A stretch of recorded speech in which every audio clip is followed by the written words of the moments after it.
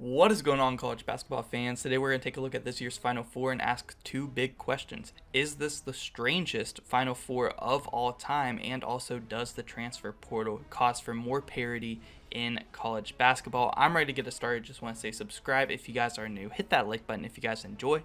And let's go. So this year's Final Four includes 5-seeded San Diego State, 9-seeded Florida Atlantic, 5-seeded Miami, and 4-seeded UConn. It is the first March Madness tournament in history to have no number 1, 2, or 3 seeds in the Final Four, which is absolutely crazy. It is also the first ever tournament where all 4 1 seeds lose before the Elite Eight and don't make it out of the Sweet 16.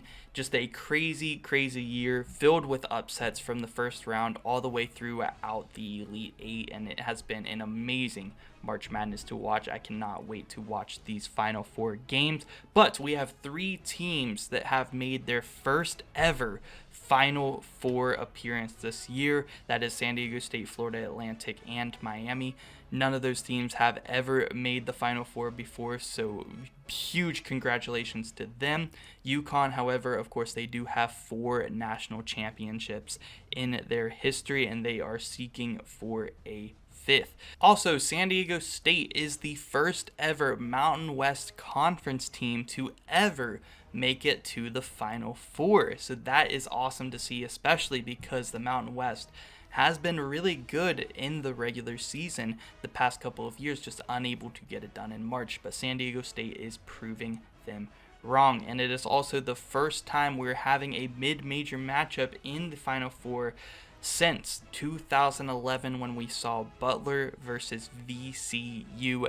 That was also another insane year. Butler, that was before they joined the Big East and they were part of the Horizon League, so it was a mid-major matchup that year. Florida Atlantic had 0 NCAA tournament wins before this crazy run this year. So they were coming into that Memphis game, had never won a March Madness tournament game before, and now they are going on a tear all the way to the Final Four and have still an opportunity to win the national championship. Also, no number 5 seed has ever won the national championship before, and we have 2 5 seeds with still that opportunity to do so this year, and it is very possible we could have a 5 versus 5 matchup in the championship if Miami and San Diego State both win in the Final Four, and that would guarantee us a 5 seed to win the national championship this year. Last 5 seed to make the Final Four was Auburn in 2019. The 1 seed has won the national championship every year since 2016, and in 2016 it was a 2 seed in Villanova that won it that year. The last 4 seed or higher to win the national championship was the UConn Huskies in 2014. They were a 7 seed. With all these first happening in this year's Final Four, I have to say, this is the strangest Final Four that I have seen ever. And just looking back at last year, we had a blue blood Final Four with Kansas, Villanova, Duke, and North Carolina, and everybody was complaining, oh, the blue bloods are just running college basketball right now. The transfer portal is running through the blue bloods. To have this type of Final Four the very next year is just amazing to see, and I have to say it is the strangest, but I love it. I am loving all the upsets. I love to see San Diego State, Florida Atlantic, Miami here in the Final Four, a chance to win their first ever national championship. It just makes me so happy. I love to watch it, and a lot of people I see that are hating on this year's Final Four were the same people that were saying that were hating on last year's Final Four with all the blue bloods. They were saying, oh, this sucks, the blue bloods are just dominating, and this year they're saying, oh, this is going to be unwatchable. Who are these teams? Why are they in the Final Four?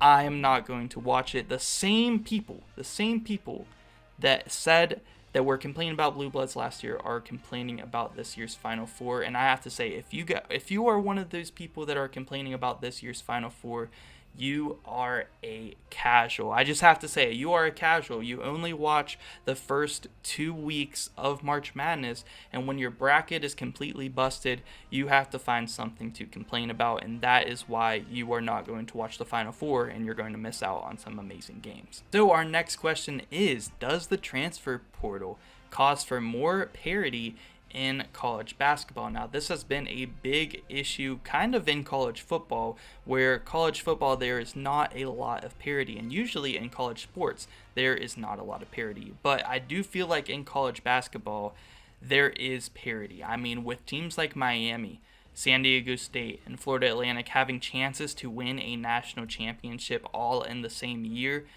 that is just parity. That's college basketball parity right there. And UConn, even though they are a really good team historically and have been a pretty good team throughout this year, they are still a 4 seed. So it's not like they were one of the top overall seeds coming into this tourney. So me personally, I do think the transfer portal does have its flaws, right? But ultimately, I do think it is a good thing for college basketball. I just think that there needs to be a little bit more of hard deadlines, stricter rules about the portal, and I think it would be perfect. I think it would be really good for the sport of college basketball because I do think it is causing parity. However, I do think that these 4 teams are just really good teams. Like, if you take a look at their record and don't look at, the team's history and what brand has made it to the Final Four, if you just look at these records, it will tell you, like, these are really good teams, and they have been good all season long. They deserve to be here. So,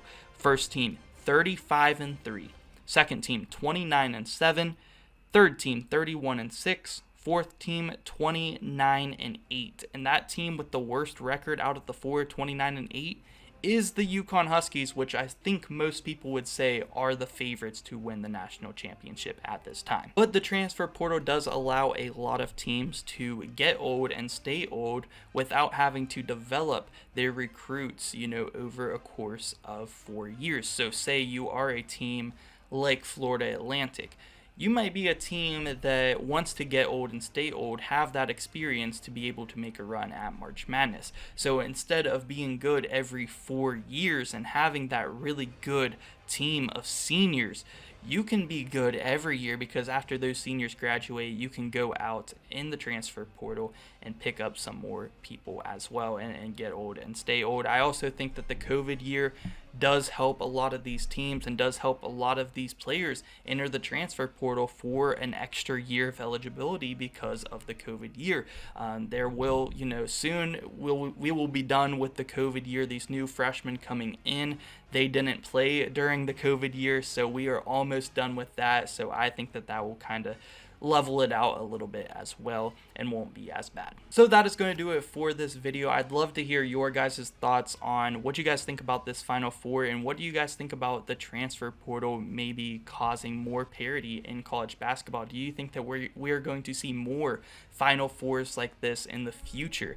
I really hope so. I hope we get to see a lot of teams that we don't usually get to see in March Madness go on deep Elite Eight Final Four runs. I think it's awesome to see, and this has been one of my favorite March Madnesses to watch ever. It has been a really fun year. So let me know your guys' thoughts on it, and yeah, guys, thank you so much for watching.